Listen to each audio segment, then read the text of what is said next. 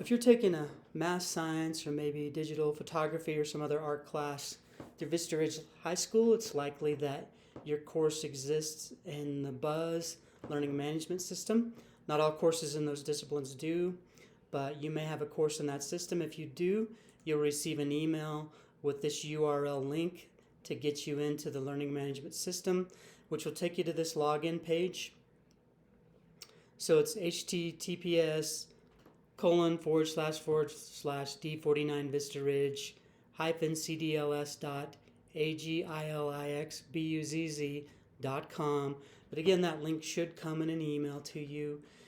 With it, you should also have a username or password so that you can log in.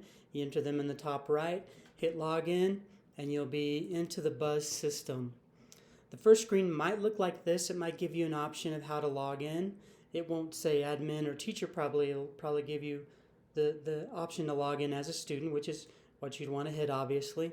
And then that takes you into the main learning management system opening homepage, so to speak, that has it'll have a card for every course you're enrolled in. You may only have one card, so you may be only enrolled in one course through BUZZ. You may have two. You can see I have 3 course cards here, 3 courses that I'm teaching, but that's what it'll look like. And then you'll open up whatever course you want to go to just by clicking on it. You see in each course there are fast buttons here. If you wanted to just check your grade, which I would do frequently in an online course, you can click that button and it'll take you straight to the grade book in that course. Some of these functions won't be available to you. They're only available to teachers. But the grade book would be something you'd want to visit quickly. But if you click into the course, it'll take you to really the main content area. And you'll see several folders like I have in my screen here. You probably won't see this many because teachers will hide content from you that you're not going to be working on for weeks or months. There's no need in you having to look at all this mess when you're not working on it. So there'll probably be 2 or 3 folders open to you. You might see a welcome folder or a getting started, something like that, or a meet your instructor folder where you'll find an introductory video to your instructor, or you'll find content that kind of shows you how to navigate around the course, more detail than what I'm going to give you in this brief video, but you might find helpful things in there. And then when you see the first one titled module, that's where the course content is actually at. So the stuff you're going to be completing in the course for a grade will be in modules. So if we open up a module, they don't all look exactly the same. They all usually have a pretest unless the teacher has closed that. They may not make you take it. But then they'll have lessons like 1.01. You're actually getting into the lesson content. And then it may have an icon like this, which is usually a quiz or some type of practice homework. Not every course has these. Every course should have this folder with content in it. And when you click on that folder, you'll go into a content page. It might look something like this, where you click on another link that takes you into some curriculum. But eventually you'll go to a tutorial. And it's very intuitive. You'll just keep clicking through. It'll take you to a tutorial. Each lesson has a tutorial. The tutorial is the part of the lesson that the teacher, if you were in a classroom, would deliver to you through slides, through the Apple TV, or just through lecture. That's where this content lives, and it's almost always in the same kind of format. It's just a series of slides that you click through. There's a course the objective that they're going to cover in this content, and it kind of gives you an index of what you can expect as you scroll through it. You can see there are 38 pages of content. Don't worry, they're not usually long pages. They're usually a paragraph or 2 like this. If you just don't want to read it, if you want to listen to it, or if you're having trouble reading the content for whatever reason, Introduction. Nothing excites. Have it read to you in almost every slide. And then you just keep advancing through the slides. Sometimes you'll run into a slide that has 2 or 3 sections within the slide, so just watch for other arrows, content that seems incomplete. As you keep progressing through, you'll eventually get to a slide where you have to answer a question. And here's an example of one. So now it's stopping. It's going to check for your understanding, and you'll answer a question. So you'll read it, probably work out the problem, and then answer it, and it'll give you feedback regarding whether you're right or wrong. And in this case, I was wrong. So I'd want to go back and try to correct that misconception, try again, and now I've got the answer right. So it should give you quick feedback so you can try to figure out where you went wrong. If you get stuck here and you really can't figure it out, now you're at a place where you may want to email an instructor or email a friend of yours to see if they got it. But you probably want to reach out for help if you get stuck in one of these questions that require feedback. And then you go on to the next section, and it kind of continues to cycle that way. Then whenever you're done with the tutorial, it'll take you into something called a mastery test. It could also take you to a practice section.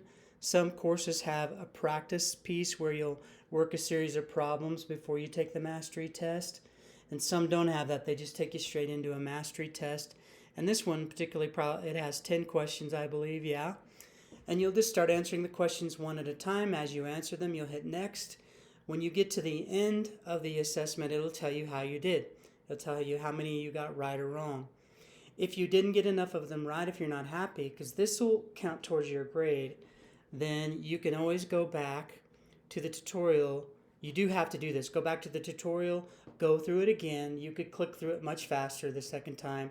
Once you've gone through it again, and it'll let you retake the mastery test or homework quiz, whatever you want to call it. It'll let you retake it in an effort to get a better grade. So keep in mind, if you don't get the best grade, the grade you want on the mastery test, you can always redo. And it's one of the upsides or advantages of taking an online course is that you can go back and repeat the material. You don't have to just hear it or listen to it once. And every lesson will go through that. Lesson 1.02, you open it up, it's going to have the same type of setup in it. It'll take you to a tutorial, then a mastery test, or a tutorial, practice segment, mastery test, one of those two routes it'll take you through. Most commonly, it's just tutorial, mastery test. And when you finish up one lesson, you go to the next or whatever your teacher directs you to do. If you click on the left menu here, it's going to give you a variety of options. Not the same ones that I have because I'm in teacher mode, but you'll have a gradebook option that you can look at. You'll also have, you see the icons here, and you usually can see them in several different places, but here I can find my calendar icon. If you click on the calendar, then it's going to open up your assignments. So if you're in multiple buzz courses, you can look at today, which is not August 24th, but if you looked at August, well, maybe when you're looking at this, it is August 24th, but check the day and it should give you your assignments that are due for that day. You'll probably also get it through email communication from your teacher, but this is a surefire way to make sure you know what's coming up, what needs to be done on that day. So I recommend visiting the calendar feature a lot. There's a lot of things you can use in these courses. Clipboard is something you can use. There's a notes app that you can open up to take notes if you decide you need it. I would just spend some time going through these things and opening them up and seeing what they have to offer. There's a ton of things in these courses that you can utilize as a student that you probably never will even learn how to do. It's so full. But your teacher may direct you in some ways. Regarding notes, they may require that you use the notes, but that's all up to the teacher. They'll notify you of that stuff. So I just want to go back out to the home page here. I think I've hit most of the highlights. Again, each course, contents in the folders. Check your calendar to be sure that you know what's coming up, and your teacher will probably communicate with you through the calendar and through other means as well. She should know exactly what needs to be done. Just know that this is where you're going to come to find all of those activities, quizzes, tutorials that you need to go through. Now, real quickly, I just want to go through some tips for success in online school. I've taught online classes for 12 going on 13 years, so I've seen what it takes to be successful from a student perspective, and it is on you to be successful. The teacher needs to be there to help you and support, and they will, but you really have to put in the time. You notice in the third bullet it says you only get out of it what you put into it. You really have to invest your time. You as a student are responsible for your learning. You hold the highest percentage of responsibility in your own learning, so you really have to pour into it. When you get stuck, that's when you reach out and have someone, there should be someone there to help you. But the biggest thing is stay on schedule. It's so easy in an online class to think, well, I've got all week to get this done, or Sometimes you can even forget what day of the week it is if you're not keeping a schedule, and it's so easy to fall behind. I've seen students fall weeks behind doing this. So keep a schedule. If your class is regularly scheduled to meet Monday, Wednesday, I would get up on Monday, Wednesday at those times. I'd go check the content and I'd just get it done. So you stay on schedule and you don't fall behind and get stressed out. Big, big, big. Work through the content. It's there. It's very informative. You can review it. You can go back and repeat it. So work on the content. Try to understand it. But when you get frustrated, stop and contact a teacher to help you get past that bubble. Don't just allow yourself to get frustrated and quit. Stop. Send an email to the teacher. Send them a message through the system, which you'll have some instructions on how to do. And make sure they know that you're struggling so that they can reach out and help you. They are there. That's their job in this type of teaching and learning, because the content's already there, the presentation's already there, so they don't have to do that part, which gives them more time to be available to help you just get past these little hurdles. And then again, you get out of it what you put into it. So not a whole lot that's required for online success. Stay on schedule, be consistent, and when you don't understand, you really have to advocate for yourself. Your teacher will have ways to see when you're not understanding, but you know it immediately. So just be your own best advocate. Reach out to the teacher and get some help. And I wish you the best of luck this year.